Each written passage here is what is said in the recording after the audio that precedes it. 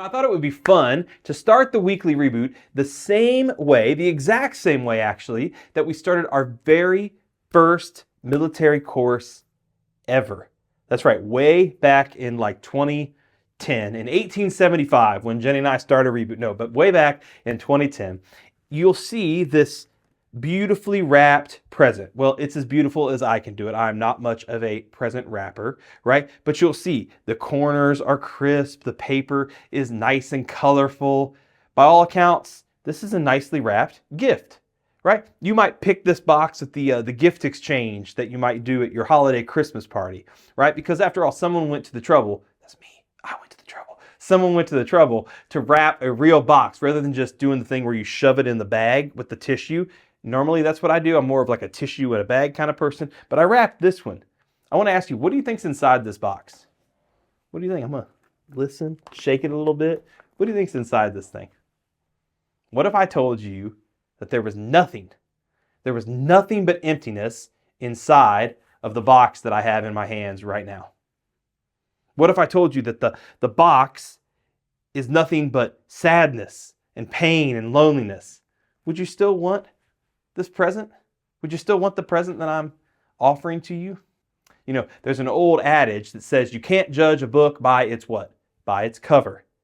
This gift, though brilliantly wrapped, I might say by myself, right? It's not what it would seem to be. It's tricked us into thinking that it offers something that it doesn't actually offer. It gives the illusion of an amazing present, but actually it's the opposite. It's something that's just empty. Could it be possible that as we come to this time together, as we gather, could it be possible that we come looking one way, but feeling completely different?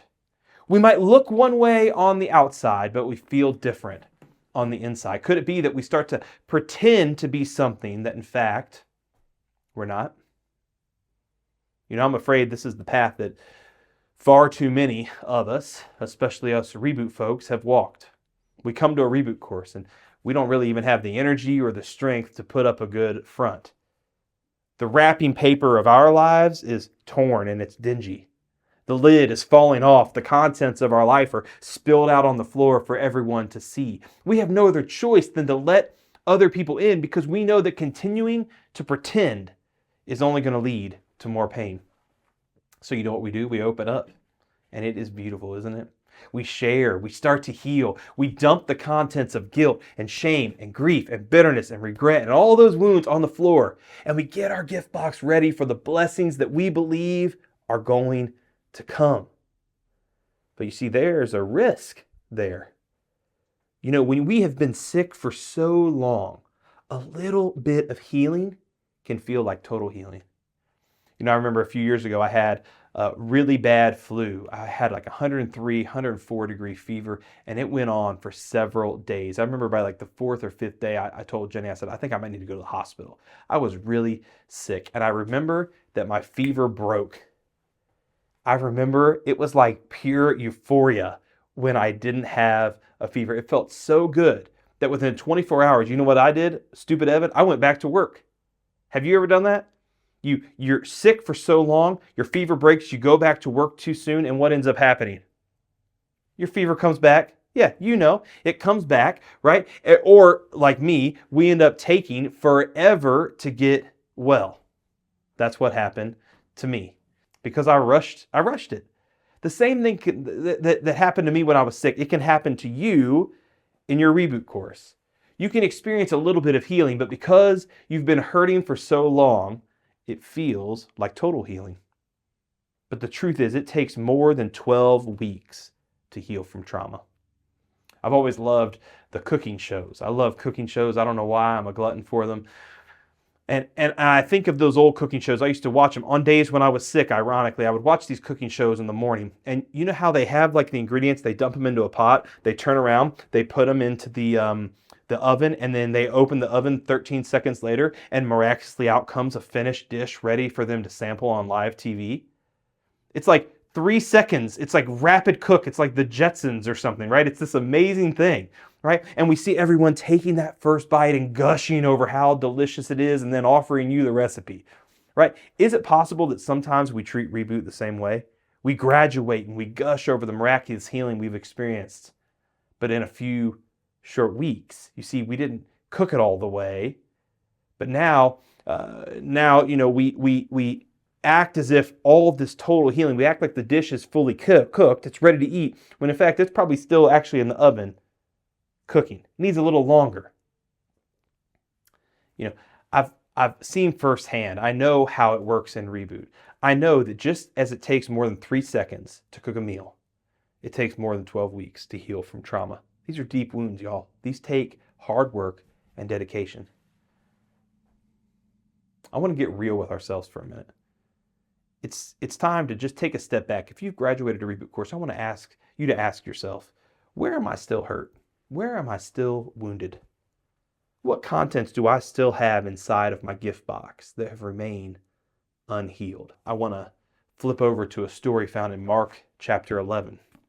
Mark chapter 11 is in the New Testament. If you're not a Bible expert, if you don't know your Bible, if you're new to faith, that's okay. You don't need to feel embarrassed or ashamed right now. We're going to talk you through it.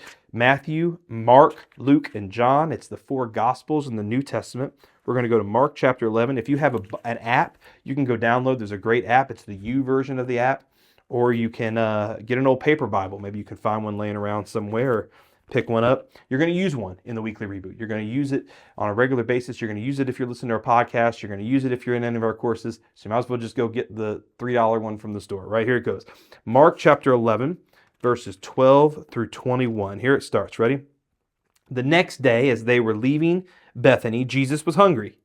Seeing in the distance a fig tree in leaf, he went to find out if it had any fruit. All right, so let's pause. What's happening?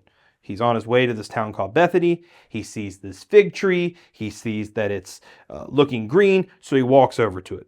Picking up in verse 13. When he reached it, he found nothing but leaves, because it was not the season for figs.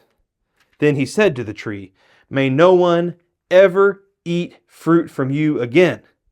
And his disciples heard him say it. On reaching Jerusalem, Jesus entered the temple courts and began driving out those who were buying and selling there. Let me pause again. All right, he's walking to the temple, and on the way, he sees a fig tree.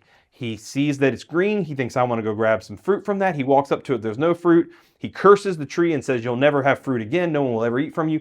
And he goes on to the temple courts. He walks in the temple courts. He sees people buying and selling. He gets really mad, and he drives them out, right? That's where this is picking up, right?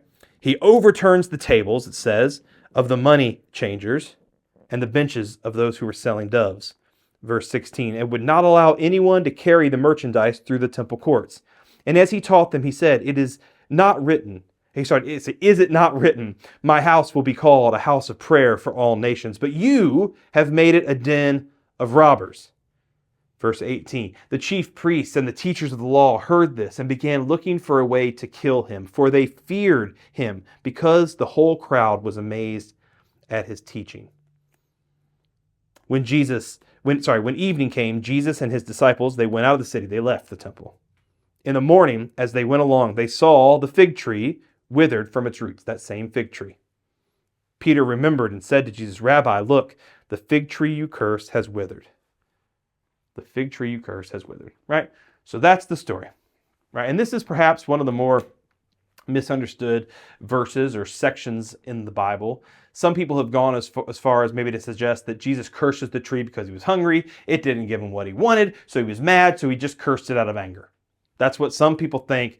That's actually not at all what the story is about. I don't want you to kind of think that's what the story is about, because it's not. Instead, in order to understand the true meaning, we have to read this story in its larger context. You see, this is a story about counterfeit living. It's a story about looking one way and acting another. You see, the story takes place. Jesus is on his way to the temple. The temple in Jerusalem. The temple is a very important place. It's the heart of Israel's religious life and the very symbol of their national identity. So by all accounts, the temple is the apex of Jewish spiritual activity. So when Jesus is on his way to the temple, a place he would expect to see evidence of that, of prayer, of faith, of worship. Yet when he arrives, he doesn't see that. Instead, he sees people buying and selling. He says a den of robbers. They're capitalizing on the kingdom. He sees a culture of legalism where people are doing all the right things. They're saying all the right things. They're checking all the right boxes, but they're not bearing any real fruit. He sees ceremony, but no sacrifice. It is as inauthentic. It's an inauthentic kind of faith. It's a fake faith. And the story of the fig tree is a prophetic symbol, meaning a future symbol of the wrath coming to these people, coming to the Jews. Matthew 23:37. We're not going to turn there. I'll just read it to you. It says, Jerusalem, Jerusalem, you who killed the prophets and stoned those I sent you. How often I have longed to gather your children together as a hen gathers her chicks under her wings, but you are not willing. You see, for generations, God had tried to bring these people close to him. And yet when he, in the form of Jesus, enters the temple, the King of Glory enters the temple, they didn't listen to his teaching, they didn't heed his warning, and they ignored his wrath. Instead, they continued about their business.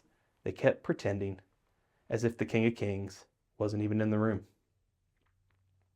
Fig trees are supposed to have leaves when they're ready to bear fruit. They're supposed to have leaves when they're ready to bear fruit.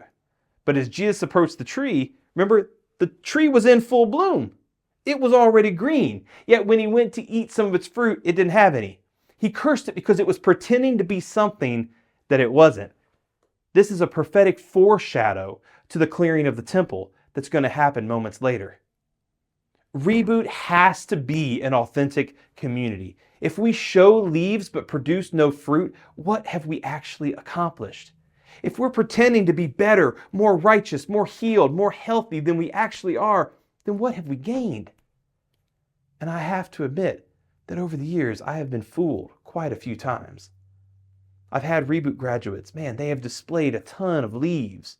They say the right things. They show up at the right times. They know how to play the part of a healthy, whole, faithful person. Yet when it's time for them to bear fruit, there's none to be found. When the contents of their gift box are spread out on the floor and discovered, the truth comes out.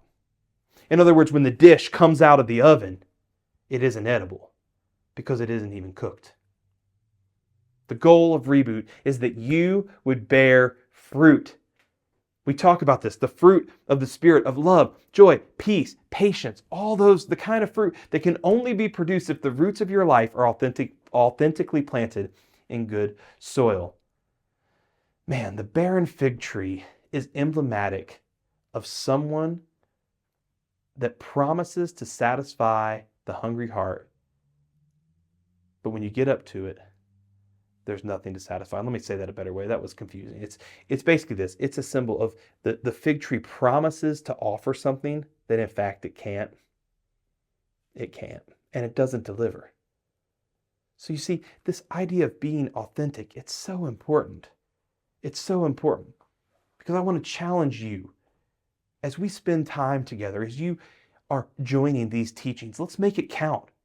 Reboot doesn't have to be a cooking show that you enter in to this 12-week course and boom, voila, you're totally healed, life is good. Now you're super faithful and you're healthy and your marriage is perfect and your kids are perfect and everything's so good. You don't have to come to our times together with your gift box perfectly wrapped.